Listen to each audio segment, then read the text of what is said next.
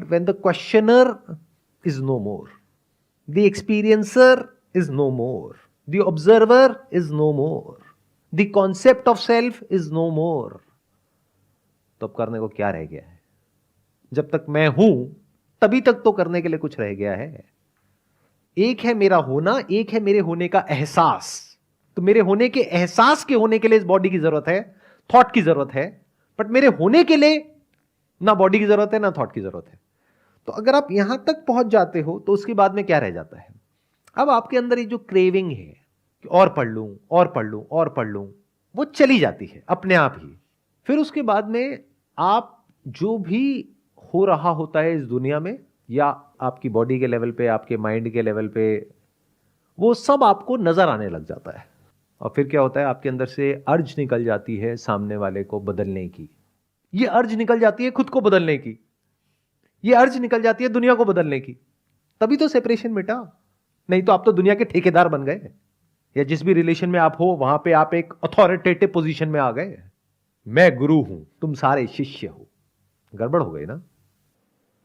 तो जो right understanding है स्पिरिचुअलिटी की, उसके बाद में पढ़ने को, सुनने को, करने को, ना करने को कुछ भी नहीं रह जाता है। This is called the state of total acceptance. मतलब ये पूरी दुनिया जैसी है, जो है, उसको पूरी तरह से आपने एक्सेप्ट किया है बिना कुछ भी बदले। सब कुछ जो हो रहा है that is all happening on its own accord, चाहे इस लेवल पे चाहे उस लेवल पे। इस स्टेट को आप कह सकते हो एफर्टलेस मेडिटेशन। इसको हिंदी में कहा जाता है सहज समाधि। मतलब कुछ करने की जरूरत नहीं है, 24/7 you are at ease. At ease मतलब ये नहीं कि आप परेशान नहीं हो रहे हो, आप डिटैच हो गए हो, या अपने बच्चों को देख करके आपके अंदर कोई फीलिंग नहीं हो रही है, आपको रोना नहीं आ रहा है। सब कुछ हो रहा है, गुस्सा भी आ रहा है, जिसको आप प्यार कहते हो वो भी है, अटैचमेंट भी है, केयर भी है, सेल्फलेसनेस है और सेल्फिशनेस भी है, वायलेंस भी है और नॉन वायलेंस भी है, बुरे से बुरा कुछ भी है आपके अंदर और अच्छे से अच्छा कुछ भी है। अब बताओ क्या करोगे?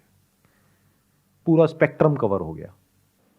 दैट मीन्स ये जो स्ट्रगल है हम सबकी लाइफ में कुछ बनने की, उससे अलग या उससे बेटर जो अभी हम हैं, उससे एक अलग स्टेट में जाने की, वो पूरी की पूरी स्ट्रगल खत्म हो जाती है साइकोलॉजिकल लेवल पे। फिजिकल लेवल पे चलती रहती है। यानी अगर आप एक बिजनेस कर रहे हो तो वहां पे यू आर कॉम्पिटिटिव, बेवकूफ नहीं हो। अगर वो आपके साथ बुरा है तो आप उसके साथ बुरे हो, कोई अच्छा है तो आप उसके साथ अच्छे हो। जब इस तरह से आप चीज़ों को समझने लग जाते हो तो आप जुड़ गए हो पूरे के पूरे यूनिवर्स के साथ में। तो जब ना कोई सेंसेस के थ्रू एक्सपीरियंस हो रहा है, ना मेमोरी एक्टिवेटेड है, साउंड ऑफ साइलेंस तो है ना। तो sound of silence is the ground of waking state, dream state and deep sleep state. मतलब आपका जो मैं है वो बार बार बन रहा है, मिट रहा है, बन रहा है, मिट रहा है, बट इतनी तेजी से हो रहा है आपको पता ही नहीं लग रहा। और क्योंकि उन डॉट्स को अलग अलग हमने कनेक्ट कर दिया है तो एक स्टोरी बन गई है।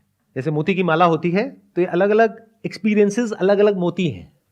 कोई एक्सपीरियंस हो रहा है मेमोरी के बेस पे, कोई एक्सपीरियंस हो रहा है सेंस ऑब्जेक्ट के बेस पे, कोई हो रहा है साउंड ऑफ साइलेंस को पकड़ करके। तो ये सब अलग अलग एक्सपीरियंसेस हैं, इनको हमने साथ जोड़ दिया और बोला देखो मैं हूं। जबकि ये वाला जो मैं हूं है, ये एक तरीके से आप मानो एक लेक है, उसमें एक बूंद गिरी, दूसरी गिरी, तीसरी गिरी, आपस में कोई कनेक्शन नहीं है, बट क्योंकि वो मेमोरी में स्टोर हो गई तो उस सबको जोड़ करके आप बोल रहे हो मैं ये हूं। तो एक मैं है विच इज अ कॉन्सेप्ट जो एक माला के जैसा है। बट जब आप इस सच को देख लेते हो कि ये जो माला पूरी की पूरी जुड़ रही है, उसमें जो थ्रेड है, जो कॉमन थ्रेड है, that is the sound of silence. तो sound of silence is not different from consciousness, it is consciousness.